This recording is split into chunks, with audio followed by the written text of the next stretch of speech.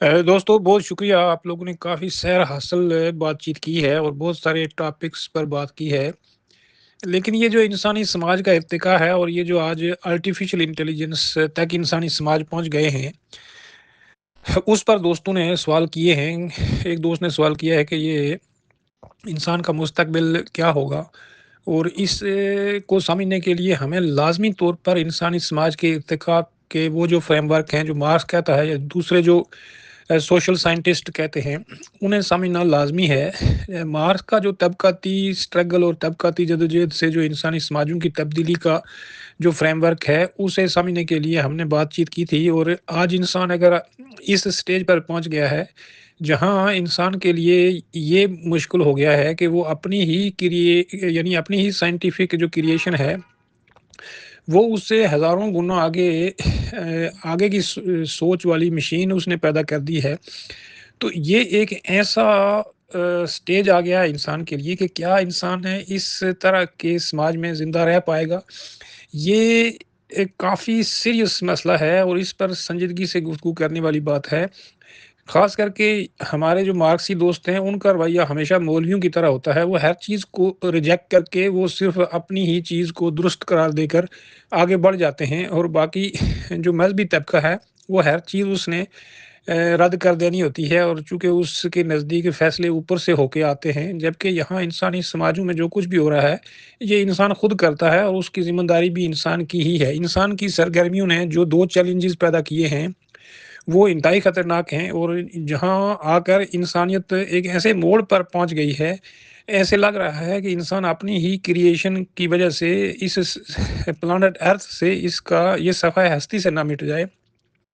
कल भी हमने बात की थी कि इसने 2 जो है वो बहुत बड़े चैलेंजेस पैदा करती हैं। एक ये आर्टिफ़िशियल इंटेलिजेंस और दूसरा ये जो ग्लोबल वार्मिंग है।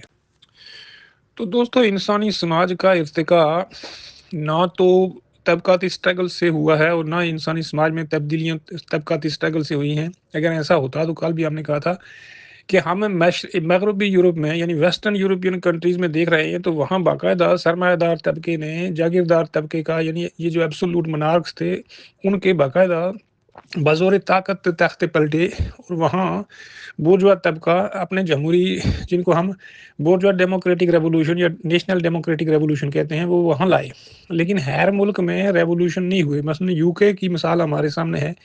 कि बर्तानिया में बादशाहत के साथ मोनार्की के साथ कॉम्प्रोमाइज़ करके वहाँ एक आईनी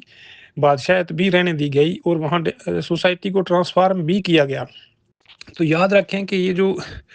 मार्क्स के फ़ॉर्मूले हैं, ये इसलिए गलत हैं कि इसकी बुनियाद पर ना तो हम कभी भी पिछले 5-10 हज़ार साल जो इंसानी समाज है, जहाँ प्रोडक्टिविटी शुरू हुई, ना उसमें कोई तब्दीली देखते हैं आज तक और ना ही ये जो रिसेंट सरमायादाराना निज़ाम ने टेक ओवर किया है मग़रबी यूरोपियन कंट्रीज़ में 2 3 300 साल पहले या 400 साल पहले, उसमें कोई ऐसी चीज़ है। ये इंसान की अपनी समझ है, ये इंसान के अपने शऊरी काविशें हैं कि इंसान एक ऐसे समाज को बदलता आया है, जो उसकी ज़रूरतें पूरी नहीं कर सकता। फिर वो उसको बदल कर उसकी जगह नया समाज कायम करता है, जो उसकी पैदा करदा यानी जो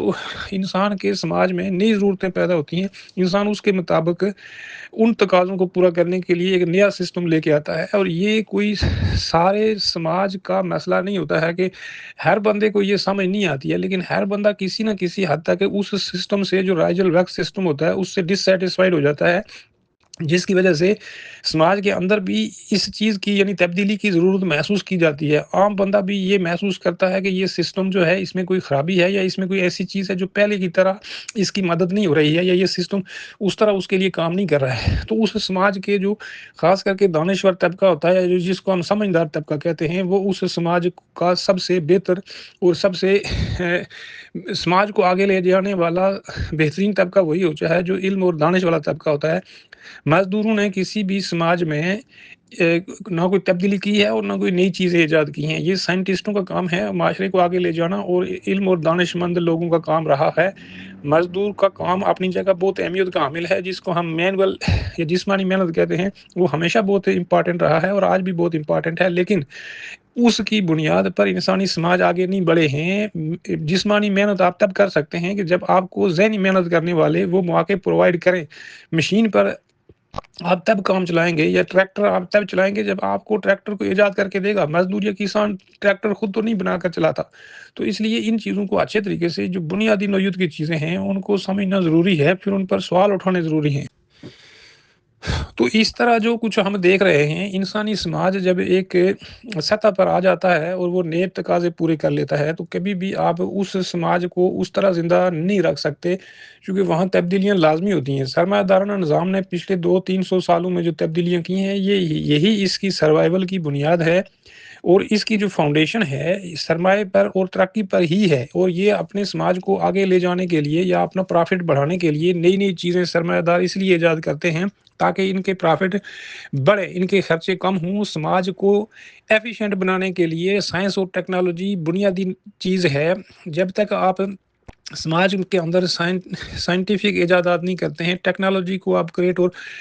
उस लेवल पर लेके नहीं आते हैं, जो समाज को एफ़िशिएंट बनाती हैं, तो आपका समाज पीछे रह जाता है, पिछड़ा हुआ समाज रह जाता है।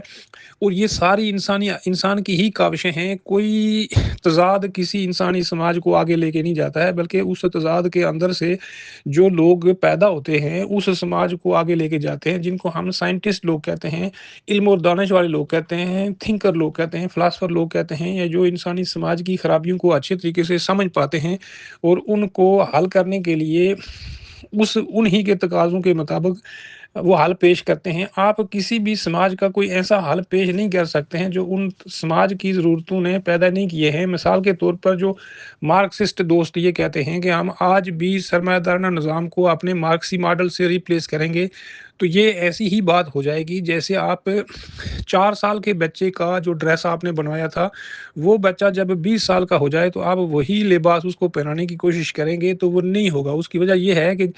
जो बंदा 20 साल का हो चुका है, वो जब 4 साल का था तो उसके जिस्म की ज़रूरतें या उसके जिस्म की जो ढाँपने की जो ज़रूरत थी, वो मामूली सा कपड़ा चाहिए होता था।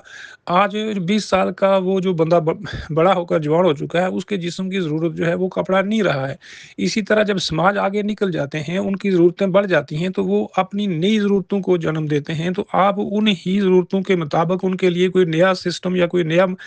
या समाजी, माशी और पॉलिटिकल जो मॉडल है वो सामने लेके आते हैं। अगर आप इस बात पर इंसिस्ट करेंगे कि नहीं मैं 4 साल के बच जब मैं 4 साल का था तो वही ड्रेस आज 20 साल की उम्र में भी पहनूँगा, तो वो आपके जिस्म पर वो ड्रेस पूरा नहीं आएगा। इसलिए ये ज़िद करना कि हम वही निज़ाम लेके आएँगे जो आज से 200 साल या 400 साल पहले कायम था और उसी को हम रिप्लेस करके उसकी जगह ये मॉडल लेके आएँगे और ये उसकी ज़रूरत है। तो ये इंसानी समझ गलत है। मार्क्स की समझ उस वक़्त भी बहुत चीज़ों में गलत थी और आज तो ये मार्क्सी लोग जो बात कहते हैं ये बिल्कुल सिरे से ही गलत है। आज की सरमायादारी को आप पाकिस्तान की सरमायादारी को क्यास मत करें। पाकिस्तान में सरमायादारी नहीं है या हिंदुस्तान को देखकर आप सरमायादाराना निज़ाम को अपने ज़हन में ना रखें, बल्कि ये ग्लोबल सिस्टम है, इसको उसी तरह देखना ज़रूरी है। तो अब ये जो 2 चैलेंजेज़ की हमने बात की थी, अगर हम ये देखें कि इंसानी समाज ने जिस तरह की ज़रूरतें पैदा की, उसी के मुताबिक इंसान आगे बढ़ता गया और नई ज़रूरतों और नए तकाज़ों को पूरा करता गया और इंसानी समाज को आगे बढ़ाता गया। तो आप ये देखें कि आज हम देख रहे हैं कि पूरा अफ्रीका जो है, यानी अगर हम तज़ाद की बुनियाद पर इंसानी समाजों की तब्दीली की बात करते हैं, तो आज पूरा अफ्रीका देखें कि मोस्ट ऑफ जो अफ्रीका है, पूरा अफ्रीकन कॉन्टिनेंट जो है, ये कबायली समाजी रिश्तों में ही ज़िंदा हैं और उसी तरह के प्रिमिटिव समाज भी अफ्रीका में आपको मिल जाएँगे,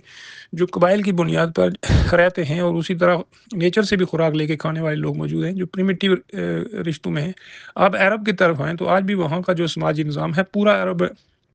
जो खित्ता है, ये कबायली निज़ाम में रहता है और इनके जो समाज हैं, वो बिल्कुल उन्हीं तकाज़ों के मुताबिक, उसी माइंडसेट के मुताबिक चल रहे हैं, जो प्रिमिटिव समाज थे, प्रिमोर्डियल समाज जिनको हम कहते हैं। तो इसी तरह अब अगर आप आगे आएँगे, तो आपको ये जो ईरान और ये जो सेंट्रल एशिया का बेल्ट है, इसमें आपको ऐसी अथॉरिटेरियन गवर्नमेंट मिल जाएँगी जो कबायली बुनियादों पर तो नहीं है, लेकिन जो अपनी एथनिसिटी और अपने रिलिजियस की बुनियाद पर वहाँ के ग्रोह ने इन सोसाइटीज़ को अपने काबू में कर लिया है। जैसे ईरान ने मुल्लायत ने अपनी स्टेट रेट को कंट्रोल कर लिया है और उसकी तरक्की को रोक कर एक जगह लिमिटेड तरक्की करके किसी हद तक समाज को कुछ ज़रूरतें पूरी की, लेकिन अब वहाँ समाज के अंदर बेचैनी पैदा हो चुकी है और वो समाज एक जगह रुक सा गया है, जमूद सा पैदा हो गया है, क्योंकि वहाँ ये सिर्फ़ इकोनॉमिक तरक्की से या कुछ कल्चरल चीज़ों को ओपन कर देने से समाज आगे नहीं बढ़ते हैं, बल्कि आपको पूरे तरीके से इंसानों को सोचने और समझने की आज़ादी देनी होती है। जब तक आप किसी समाज में फ़िक्री आज़ादी नहीं देते हैं, यानी आप फ्री थिंकिंग को अलाउ नहीं करते हैं, वो समाज कभी तरक्की नहीं कर सकता। फ्री थिंकिंग को अलाउ करने से ही इंसान अपने सोच और फ़िक्र को आगे बढ़ाते हैं और इंसानी समाजों के अंदर नई चीज़ें पैदा करते हैं और नए समाज क्रिएट करते हैं और पुराने समाजों को ख़त्म करके नए तकाज़े या जो चैलेंजेस समाज ने पैदा की होती हैं और जो ज़रूरतें इंसानी समाज पैदा करते हैं, उनको फुलफ़िल किया जाता है। तब जाकर इंसानी समाज जो है वो आगे की तरफ सफ़र करते हैं और आगे बढ़ना शुरू करते हैं, और ये रेशनल बुनियादों पर और साइंटिफिक बुनियादों पर ही किया जा सकता है। ये किसी थ्योरी को बनाकर या किसी फ़ॉर्मूले को बनाकर उसको मज़हब की तरह मुक़द्दस बनाकर पेश करने से कभी नहीं हुआ है और ना आइंदा कभी होगा। तो ये जो हम बातें कर रहे हैं, अगर इस बुनियाद पर इंसानी समाजों का मुताला किया जाए, तो आप देखें कि एक तरफ पूरा अफ्रीका है, मिडल ईस्ट है, सेंट्रल एशिया तक है और पाकिस्तान तक हम आ जाते हैं। और आप ये देखें कि जहाँ-जहाँ ये तज़ाद अगर पैदा होता, तो पूरी दुनिया में ये तज़ाद पैदा होकर एक जैसी तरक्की करते इंसान। तो हम या तो ये कहें कि ये जो ऐप से कुछ लोगों ने बाद में जो है वो होमो सेपियन बने, तब तो हम ये कह सकते हैं। लेकिन आज की जेनेटिक्स ये कहती है कि ये जो होमो सेपियन हैं, तो इनका तो ओरिजिन ही जो है वो अफ्रीका है और ये जो स्पीसी है ये बाद में पूरी दुनिया में फैली है। तो इससे साफ अंदाज़ा होता है कि जहाँ कहीं भी इंसान ने तरक्की की है, वो पूरी इंसानी,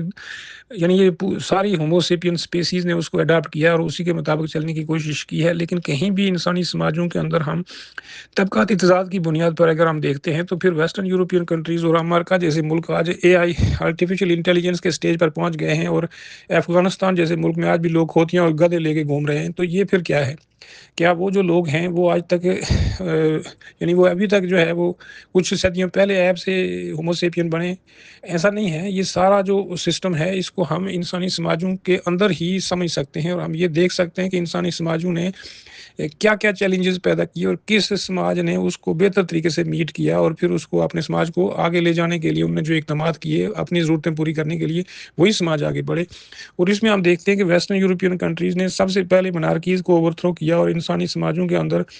यानी अपने समाजों के अंदर वो तमाम पुराने जो कदीम फ्यूडल दौर के जितने भी निज़ाम थे, कल्चरल, सोशल, इकोनॉमिक, उस पूरे सिस्टम को उखाड़ फेंका और पुराने निज़ाम के तमाम निशानात मिटा के रख दिए और उसकी जगह एक नया सिस्टम लेके आए। अब ये बात आप देखें कि जहाँ कहीं भी आप कोई सिस्टम चेंज करते हैं, तो आपको पूरा मॉडल चेंज करना पड़ता है। आप सिर्फ़ किसी फ्यूडल माशरे में या किसी कबायली माशरे में जमहूरियत के नारे मारते रहेंगे, हम ये जमहूरी निज़ाम लाएँगे, तो वहाँ जमहूरी निज़ाम आप कायम नहीं कर पाएँगे। आपको पहले माशरे को ट्रांसफ़ॉर्म करना पड़ेगा। माशरे के अंदर बड़े पैमाने पर आपको तब्दीलियाँ लानी पड़ेंगी। पैदावार यानी जो प्रोडक्टिव रिलेशंस हैं, उनको तब्दील करना पड़ेगा। प्रोडक्टिविटी जो यानी ज़राए पैदावार की जो ज़राए पैदावार और आलात पैदावार को एडवांस करना पड़ेगा, तब माशरा ट्रांसफ़ॉर्म होगा। हमेशा साइंस और टेक्नोलॉजी ने ही इंसानी समाजों को तब्दील किया है। किसी तबक़ाती जद्दोजहद ने आज तक किसी जगह इंसानी समाज को तब्दील नहीं किया है, बल्कि हम ये देखते हैं कि पूरी हिस्ट्री में एक हाकिम तबका ही दूसरे हाकिम तबके को तब्दील करता आया है और जहाँ सोशलिस्ट निज़ाम कायम हुआ, वहाँ भी एक नया हाकिम तबका पैदा हुआ। ये बात हमें माननी पड़ेगी कि वो ऐसा हाकिम तबका था कि जो इकोनॉमिक एलीट तो नहीं थे, लेकिन उन्होंने पैसे छिपा के रखे हुए थे और बाद में पुतिन जैसे लोग इमर्ज हुए। तो इसका मतलब ये है कि जहाँ कहीं भी आप किसी जगह किसी हाकिम तबके को पॉलिटिकल पावर देते हैं, तो वो लाज़मी तौर पर अगर उसके पास इकोनॉमिक अपॉर्च्युनिटीज़ भी हैं, तो वो लाज़मी तौर पर करप्शन करके वो पैसे वाला तबका भी बन जाता है। तो हम ये कह रहे थे कि ये जो चैलेंजेस हैं, हर समाज ने उसको अच्छे तरीके से मीट किया है। जहाँ नहीं किया है, वो समाज पीछे रह गए हैं और वहाँ आप जो मर्ज़ी फ़तवे लगाते रहें कि तबक़ाती जद्दोजहद होगी, प्रोलेटेरिएट आ जाएगा, कहीं प्रोलेटेरिएट नहीं आएगा और मातहत तबके ने कहीं इनकलाब लाना भी नहीं होता है, क्योंकि मातहत तबका हमेशा दूसरे के हुक्म पर चलता है। जो बंदा मशीन अपने मैनेजर की मर्ज़ी से चलाता है या उसके हुक्म के मुताबिक चलाता है, वो किसी मुल्क की पॉलिसी या किसी मुल्क के अंदर इनकलाब लाने के लिए थोड़ा कोई उसको आप ब्रेन वॉश कर सकते हैं, जितना मर्ज़ी कर लें, वो कभी भी उस तरफ जाता नहीं है, क्योंकि हमें अच्छे तरीके से इंसानी समाजों के अंदर इन तबक़ात को भी अच्छा समझना चाहिए और उनकी ये जो सोशो इकोनॉमिक साइकी है, उसको अच्छे तरीके से समझना चाहिए। और मज़दूर तबका जब या किसान तबका जब काम करता है, तो वो ज़ाहिर है किसान और ज़िम्मेदार के बीच में अगर हमेशा तज़ाद ही होता, तो कभी भी कोई पैदावारी अमल नहीं हो सकता है। इसी तरह प्रोलेटेरिएट और बोurgeois के दरमियान अगर हमेशा तज़ाद ही होगा तबकाती, तो वो कभी भी प्रोडक्टिविटी नहीं होगी। हमेशा अलायंस भी होता है, इत्तेहाद भी होता है और तबकाती स्ट्रगल भी होती है, लेकिन वो लिमिटेड होती है, अपने मुतालबात की हद तक ही होती है, जो मज़दूर तबका करता है या किसान तबका करता है। तो वो कभी भी समाज के नए चैलेंजेस को मीट करने के लिए या नए नए समाज की ज़रूरतों को पूरा करने के लिए नहीं होते हैं, बल्कि वो उनके अपने इकोनॉमिक और अपने जो पॉलिटिकल राइट्स होते हैं, उस तक महदूद होते हैं और वो एक छोटे से गिरोह की हद तक होते हैं। एक फैक्ट्री के अंदर मज़दूर जब तनख्वाह बढ़ाने का मुतालबा करते हैं, तो वो किसी नए समाजी चैलेंज की जो पैदाशुदा चैलेंज है, उसको या किसी नई ज़रूरत को थोड़ा पूरा कर रहे होते हैं। तो ये बातें अच्छे तरीके से समझ लेनी चाहिए कि हमने मज़दूर को मज़दूर ही रखना है या मज़दूर को हमने उसकी अपनी मेहनत का मालिक बनाकर जो कुछ वो पैदावार करता है, उसका उसको हमने हिस्सा देना है। तो ये जो सोशलिस्ट निज़ाम है और ये जो सरमायादार निज़ाम है, ये तो मज़दूर को ऑपरेटिव क्लास ही रखना चाहते हैं, यानी मज़दूर को मज़दूर ही रखना चाहते हैं। वो नस्ल दर नस्ल उसको उसी तरह उसी दायरे में कैद रखना चाहते हैं। लेकिन हम ये समझते हैं कि इंसानी समाजों ने अगर बड़े पैमाने पर बदलना है, तो इंसान के काम के तरीक़ेकार बदल गए हैं, तो अब इसकी ज़रूरतें भी बदल गई हैं। तो उसी के मुताबिक इसको तालीम और तरबियत भी दी जाए। इसी के मुताबिक इंसानी समाज को नए सिरे से तश्कील भी किया जा सकता है। सिर्फ़ मईशत या सिर्फ़ इकोनॉमिक जो जो इकोनॉमी होती है, वही हर चीज़ डिटरमिन नहीं करती है, बल्कि इंसान की ज़िंदगी के जो बाकी तकाज़े हैं, उनको भी सामने रखकर हम पूरी इंसानी ज़िंदगी का अहाता कर सकते हैं। किसी भी समाज में कोई एक फैक्टर जो है वो अहम होता है, तो किसी दूसरे समाज में दूसरा फैक्टर अहमियत इख्तियार कर जाता है। तो हम इंसान के दोनों यानी सारे जो इंसान के समाजी फैक्टर होते हैं, उनको सामने रखकर आगे बढ़ेंगे, तो इंसानी समाजों के अंदर ये जो अफ़रा-तफ़री है, लड़ाई झगड़े हैं, फ़सादात हैं, ये इसी वजह से पैदा होते हैं कि इंसान को सही डायरेक्शन नहीं मिलती है और उसको हम उसके जो नए चैलेंजेज़ होते हैं या नई ज़रूरतें होती हैं समाज में, वो बड़े पैमाने पर पूरी नहीं होती हैं। चंद लोग वो फ़ायदे उठा जाते हैं और बाकी आबादी रह जाती है, जिसकी वजह से झगड़े पैदा होते हैं, अफ़रा-तफ़री पैदा हो जाती है। तो अब जहाँ तक इंसानी समाज के इर्तिका का ताल्लुक है, तो आप देख लें, कहाँ मिडल ईस्ट, कहाँ अफ्रीका और कहाँ हमारे ये जो समाज हैं और कहाँ ये जो आर्टिफ़िशियल इंटेलिजेंस के ज़रिए इंसानी समाजों को अब चलाने वाले लोग, ज़ाहिर है इनके नज़दीक तो अभी 4-5 साल के बाद ये जो समाज हैं, जहाँ जिन समाजों में हम लोग रहते हैं, ये तो ऐप और यानी ये जो बंदर जो है, जिसको हम कहते हैं, इतना बड़ा फ़र्क आ जाएगा कि जैसे हमारे लोग तो बंदरों जैसी सोच रखेंगे और ये जो लोग हैं, ये आज के इंसान के लेवल पे आ जाएँगे। तो ऐसे लोग जो हैं वो मतरूक हो जाएँगे, वो इस इंसानी दुनिया के साथ नहीं चल पाएँगे, उनकी ज़िंदगी बेकार हो जाएगी, वो मोहताज हो जाएँगे और दूसरे लोग जब भी आप किसी दूसरे इंसानी ग्रुप पर इन्हिसार करने लगते हैं, तो आप ज़हनी तौर पर उसके कंट्रोल में चले जाते हैं, वो आपसे जो मर्ज़ी काम ले। इससे ये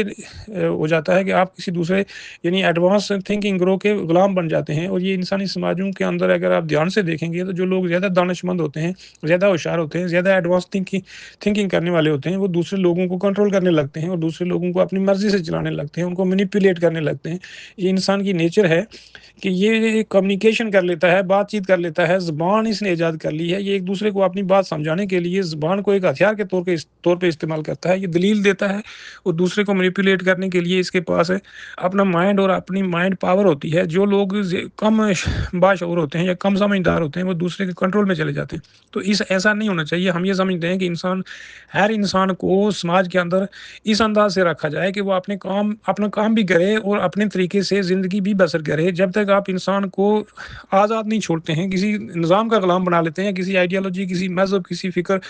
किसी कल्चर, किसी कौम, किसी नेशन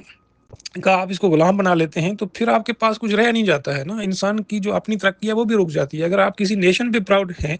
यानी अपनी ही कौम पर आपको फ़ख्र है, अपने ही मज़हब पर फ़ख्र है, अपने ही नस्ल, ज़ात, बरादरी, कौम, कबीले, फ़िरके पर आपको फ़ख्र है, तो फिर आपके पास कुछ भी नहीं है। ज़ाहिर है अपनी चीज़ों पर फ़ख्र करने का क्या फ़ायदा है? जो चीज़ आपने क्रिएट की है, उस पर अगर आप फ़ख्र करेंगे, जो आपने अपनी ज़हनी मेहनत से, जिस्मानी मेहनत से कोई चीज़ बनाई है, तो उस पर अगर आप फ़ख्र करेंगे, तो वो तो बात भी बनती है और वो काबिल फ़ख्र होनी भी चाहिए। लेकिन जो चीज़ आपको महज़ पैदाइशी तौर पर मिली हुई है, तो उस पर फ़ख्र करने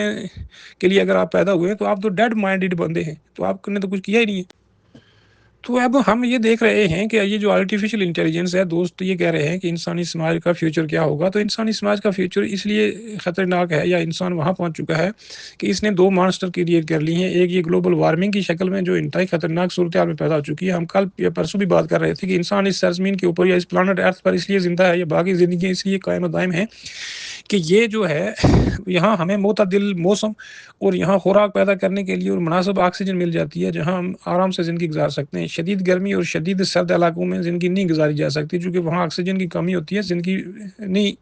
कायम रह सकती, मर जाता है बंदा। और अगर फ्रीज़िंग टेम्परेचर हो तो बंदा मर जाता है। बहुत ज़्यादा टेम्परेचर 150 डिग्री हो जाए तो इंसान क्या कोई ग्रीनरी भी नहीं रहेगी, वो मर जाएगी। तो इंसान को यहाँ मोतदिल मौसम मिलने की वजह से एक मॉडरेट माहौल मिलने की वजह से इंसान की ज़िंदगी कायम है और बाकी जो मखलूक़ात हैं, जानदार हैं, उनकी ज़िंदगियाँ भी कायम हैं। लेकिन इंसान ने ग्लोबल वार्मिंग क्यों पैदा की है? इसकी जो बुनियाद है वो इंडस्ट्रियलाइज़ेशन है। इंडस्ट्रियलाइज़ेशन की वजह से फ़ॉसल फ्यूल का इस्तेमाल किया गया है, जिसमें ये सारी चीज़ें आती हैं। ये तेल है, यानी ये तेल है, गैस है, कोयला है और बाकी जो गैसेज़ हैं। ये जो हम खेती-बाड़ी करते हैं, इससे कार्बन नाइट्रोजन निकलती है, कार्बन डाइऑक्साइड निकलती है और ये जो चीज़ें आप जलाते हैं, इससे कार्बन मोनोऑक्साइड निकलती है। ये जो गैसें हैं, ये जब आप पैदा कर लेते हैं, ख़ास करके ये इंडस्ट्रियल ज़ोन से जो धुएँ निकलते हैं या जो ट्रांसपोर्टेशन से आप धुएँ निकालते हैं, हम ये सोचते हैं कि ये धुआँ हमारी आँखों के सामने से गायब हो गया है, लेकिन वो गायब नहीं होता है, वो फ़ज़ा में जाकर जमा होते रहते हैं और पिछले 100 सालों से, यानी इस 100 साला इंसानी ज़िंदगी को और उससे पिछले 100 साला ज़िंदगी को जब इंसान इसको तक़सीम करते हैं, तो क्लाइमेट साइंटिस्ट ये कहते हैं कि इंसान ने इस 100 साल में इस प्लैनेट अर्थ को इतना ज़्यादा यहाँ इंडस्ट्रियलाइज़ेशन की वजह से फ़ॉसिल फ्यूल के इस्तेमाल से, जिसमें सोशलिस्ट मुल्क और ये सरमायादाराना मुल्क दोनों शामिल हैं, इन्होंने इंडस्ट्रियलाइज़ेशन की वजह से इतना ज़्यादा फ़ॉसिल फ्यूल इस्तेमाल किया कि इंडस्ट्रियलाइज़ेशन से 80% जो है वो ग्रीन हाउस गैसेज़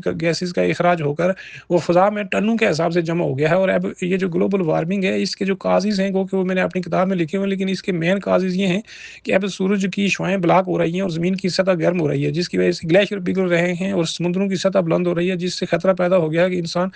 किसी भी वक़्त जो है, अगर ये इकोसिस्टम स्विच होकर दूसरे इकोसिस्टम में हम चले गए, यानी गैर मुतदिल इकोसिस्टम में चले गए, तो फिर हमारे पास इख्तियार नहीं होगा कि हम उसको बदल पाएँ। तो दूसरी बात ये है कि जिस तरह यहाँ जुनैद ने भी बात की है कि ये दुरुस्त है कि आर्टिफ़िशियल इंटेलिजेंस से इंसान बहुत सारे काम ले सकता है, बहुत सारे फ़ायदे उठा सकता है, बीमारियों का ख़ात्मा कर सकता है, गुर्बत का ख़ात्मा कर सकता है। लेकिन ये आर्टिफ़िशियल इंटेलिजेंस इंसानों की जगह लेगी और इंसानों की जगह लेने का मतलब ये है कि जो काम आज हम कर रहे हैं, ये कल आने वाले वक़्तों में ये आर्टिफ़िशियल इंटेलिजेंस के ज़रिए करेंगे। आपके अस्पताल, आपके पानी के निज़ाम, आपके बिजली के निज़ाम, आपके हुकूमतों के निज़ाम, आपके जितने भी सिस्टम हैं, उसमें जो काम आज इंसान कर रहा है, वो सारे ये आर्टिफ़िशियल इंटेलिजेंस के ज़रिए, ये रोबोटाइज़ेशन के ज़रिए किए जाएँगे। तो गोया आपके पूरे सिस्टम को, आपके समाज के ऊपर जितनी भी आपकी ज़रूरतें हैं, उनको वो टेक ओवर कर लेंगे रोबोट। और उनके अंदर जो है वो इंसान से हज़ारों गुना ज़्यादा इंटेलिजेंस होगी, लेकिन वो कॉन्शियस बीइंग नहीं है, उनके इमोशंस नहीं हैं, उनके फीलिंग्स नहीं हैं, लेकिन वो बहुत ज़्यादा इंटेलिजेंट हैं। तो आप यूँ समझ सकते हैं कि वो तो इंसानों से हज़ारों गुना ज़्यादा ज़हानत रखते हैं, इंटेलिजेंस रखते हैं, लेकिन वो फीलिंग्स और इमोशंस नहीं रखते हैं, चूँकि वो उनके अंदर कॉन्शियसनेस नहीं है। ना वो खाएँगे, पिएँगे, ना उनको पानी पीने की ज़रूरत है, ना उनको सोने की ज़रूरत है, ना वो किसी और चीज़ की ज़रूरत होगी। तो वो 24 घंटे एक्टिव रहेंगे, अपने आप को अपग्रेड कर सकते हैं, अपने आप को जो है वो, अगर आप उनको कंट्रोल करने की कोशिश करेंगे, तो वो अपने इमीडिएटली अपनी पासवर्ड बदल सकते हैं, अपने जहाँ से कंट्रोल करने का जो सिस्टम होगा, रेगुलेटरी सिस्टम, उसको वो अपने हाथ में ले सकते हैं।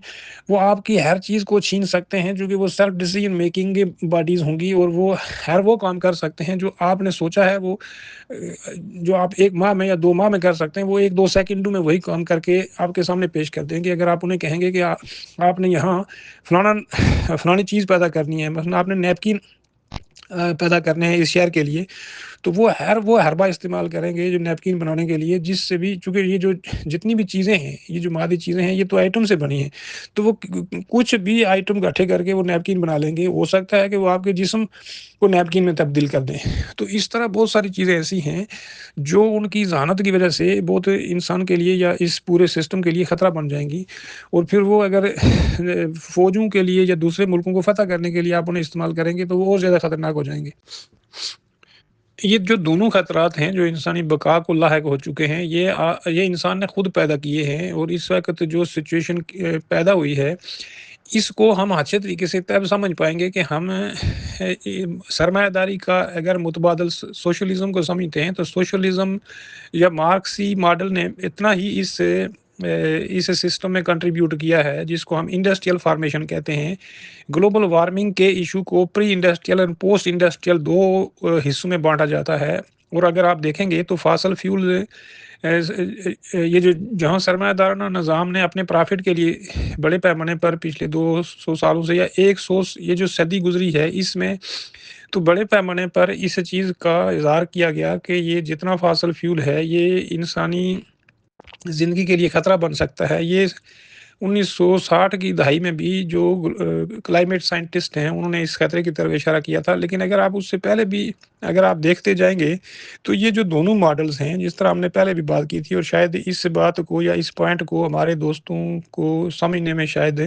مشکل پیش آ رہی ہے۔ میں نے یہ کہا تھا کہ یہ جو سرمایہ داری ہے، یہ انڈسٹریل فارمیشن ہے، یعنی یہ ایک ایسا سسٹم ہے جو انڈسٹری یعنی صنعت کے بیس پر کھڑا نظام ہے، اور اسی طرح جو سوشلزم یا مارکسی ماڈل قائم کیے گئے تھے، وہ بھی انڈسٹریل فارمیشن ہی تھے۔ ان میں بہت ساری مماثلتیں ہیں، سوائے ان کے پولیٹیکل سسٹم کے اور ان کی جو ایڈمنسٹریشن تھی اسٹیٹ چلانے کی، اس میں فرق کے علاوہ باقی ان میں تقریباً آپ کو مماثلتیں ملیں گی، اور یہ ایک دوسرے سے ملتے جلتے نظام ملیں گے، چونکہ یہ دونوں ہی انڈسٹریل فارمیشن ہے اور دونوں ہی پرافٹ بیس سسٹم تھے، جس پر شاید لوگ توجہ نہیں دے پائے ہیں۔ اسی طرف میں آپ لوگوں کی توجہ حاصل کرنا چاہتا تھا، اور جب تک ہم انسان کی ان دونوں سرگرمیوں کو یعنی پوسٹ انڈسٹریلائزیشن اور پری انڈسٹریلائزیشن سرگرمیوں کو نہیں سمجھیں گے، یہ جو گلوبل وارمنگ کا چیلنج ہے، اس کو بھی نہیں سمجھ پائیں گے۔ اور اب جو سرمایہ دارانہ نظام نے ترقی کر کے یہاں تک پہنچ آئے ہیں کہ گلوبل وارمنگ کے علاوہ انسان کے لیے آرٹیفیشل انٹیلیجنس پیدا کر کے ایک نیا جو ہے وہ بقا کا خطرہ پیدا کر دیا ہے، یہ ایک سیریس مسئلہ ہے، اور جن ملکوں اور معاشروں میں اس چیز کا عمل شروع ہو گیا ہے، وہاں یہ بہت ہی سیریس ڈیبیٹ ہو رہا ہے، لیکن ہمارے ہاں ابھی تک اس بارے میں بنیادی جانکاری بھی لوگوں کے پاس موجود نہیں ہے۔ تو بہرحال یہ دو بنیادی چیلنجز ہیں، ان کو ہم جب تک اچھے طریقے سے سمجھ کر ان کو ٹیکل نہیں کرتے ہیں، اس وقت تک انسانی زندگی کو خطرہ ہے۔ دوسری بات یہ ہے کہ جو سسٹم آج پوری دنیا میں چل رہا ہے، یہ جو کیپٹلزم ہے، اس نے جو ضرورت پیدا کر دی ہے، وہ کسی بھی حوالے سے نیچر اور مین کائنڈ کو تباہ کر دیا ہے۔ اس نے یعنی انسان کے لیے اس نے انیکوالٹی پیدا کر دی ہے، ڈی ہیومنائزیشن پیدا کر دی ہے، اور نیچر کے لیے اس نے گرین ہاؤس گیسز پیدا کر دی ہے، اس کو تباہ و برباد کر دیا ہے، اس کو ابیوز کر دیا ہے، اور اس نے جو انسانوں کی زندگی کے لیے حالات پیدا کیے ہوئے تھے، ان کو انڈینجر کر دیا ہے۔ تو اب جو لوگ یہ کہتے ہیں کہ ہم سرمایہ داری کو سوشلزم سے کریں گے، تبدیل کریں گے، تو وہ کیسے کریں گے؟ اب جو سچویشن ہے یعنی جو چیلنج پیدا ہو گیا ہے، وہ مین کائنڈ کا اور نیچر کا چیلنج ہے، تو آپ محض کسی سسٹم کو بدلنے سے تو نہیں اس چیلنج کو میٹ کر سکتے۔ تو اب جو سرمایہ داری نے انسانوں کے لیے چیلنجز پیدا کیے ہیں، اس کو آپ کسی نجی ملکیت کے خاتمے سے یا آپ انڈسٹری تو نہیں بند کر سکتے ہیں۔ اگر آپ یہ تو نہیں کہہ سکتے ہیں کہ سوشلزم میں آ کر ہم ساری سائنٹیفک ایجادات کو ختم کر دیں گے۔ ظاہر ہے سرمایہ داری کے خاتمے کا یہ مطلب کبھی بھی نہیں ہوگا کہ آپ تعلیم ختم کر دیں گے، آپ لوگوں کو جنگلوں میں بھیج دیں گے اور ان کو برابر کر دیں گے۔ ظاہر ہے آپ ترقی کو تو نہیں ختم کریں گے، یا جو چیزیں سرمایہ دارانہ نظام نے بنائی ہیں، آپ ان کو تو ختم نہیں کریں گے۔ جس طرح جاگیرداری کا خاتمہ کر کے سرمایہ داروں نے ایگریکلچر کو تو نہیں ختم کیا ہے، ایگریکلچر کو ایڈوانس کیا ہے، اس میں مشینری لے آئے ہیں، لیکن یہ تو نہیں کیا ہے کہ اس نے چونکہ یہ ایگریکلچر کا نظام فیوڈل نظام سے تعلق رکھتا تھا، تو ہم ایگریکلچر ہی نہیں کریں گے۔ تو ظاہر ہے یہ چیزیں نہیں ہوتی ہیں، ہر چیز اگلے سسٹم میں آپ کے ساتھ رہتی ہے، آپ اس کو اپ گریڈ کر لیتے ہیں۔ تو اسی طرح اب جو سرمایہ داری نے چیلنجز پیدا کیے ہیں، اس کو سوشلزم سے آپ میٹ نہیں کر سکتے ہیں، یا اس کے تقاضے سمجھنے بہت ضروری ہیں۔ ظاہر ہے یہ مین کائنڈ اور نیچر کو اس نے چیلنج کر دیا ہے، تو ظاہر ہے آپ کو ایسا ہی سسٹم لانا پڑے گا جو نیچر اور مین کائنڈ کو بچا سکے اس سے۔ تو اسی ان ہیلدی انوائرمنٹ میں ہمیں رہنا پڑے گا، اور اس میں ہماری زندگیاں آہستہ آہستہ ختم ہو جائیں گی۔ اگر بہت زیادہ ٹیمپریچر بڑھ گیا تو پھر اچانک بھی ساری دنیا مر سکتی ہے اور سارے جاندار पौधे, परिंद, चरिंद सब मर सकते हैं और अगर ग्लेशियर पिघल गए तो सारी जो ज़मीन है, ये सारी हमवार ज़मीन क्या पहाड़ भी डूब जाएँगे। तो इससे हमें अच्छे तरीके से ये समझ लेना चाहिए कि ये इंसान के लिए बहुत बड़ा सीरियस चैलेंज पैदा हो चुका है और इसके खात्मे के लिए ज़रूरी है कि रिन्यूएबल एनर्जी को यानी ये जो एनर्जी है, जो ग्रीन हाउस गैसेज़ ख़ारिज करती है, इसका खात्मा करके इसकी जगह रिन्यूएबल एनर्जी है, हर सेक्टर में लाई जाए। तो इस तरह करके हमें अपनी पहले तो ये जो ग्रीन हाउस गैसेज़ हैं, इनकी प्रोडक्शन बंद करनी पड़ेगी और फिर 10 से 15 ट्रिलियन डॉलर की ज़रूरत है, जो हवा में जाकर यानी जो ऊपर फ़ज़ा में जाकर ड्रोन भेजकर इन ये जो ग्रीन हाउस गैसेज़ की वहाँ बहुत बड़ी मिकदार जमा हो चुकी है, उसको किसी तरीके से सक करके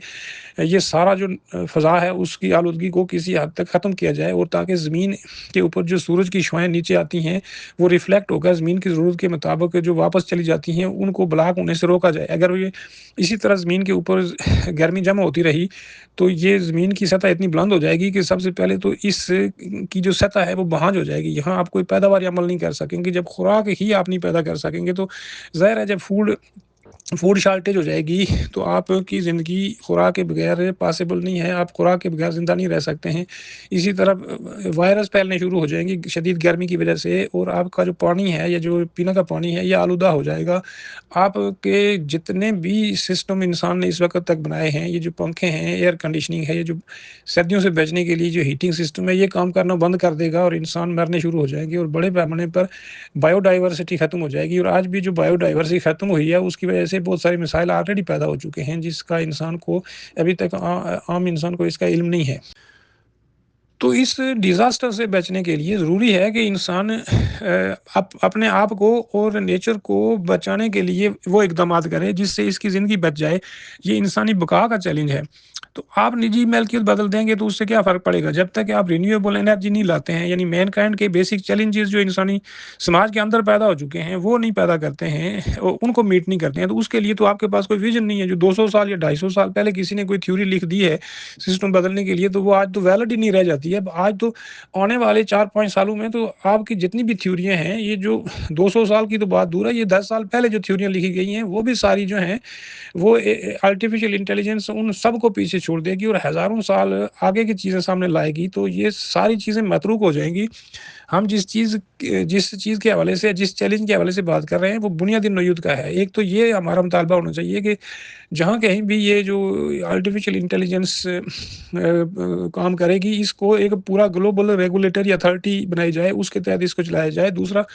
आर्टिफ़िशियल इंटेलिजेंस को सिर्फ़ और सिर्फ़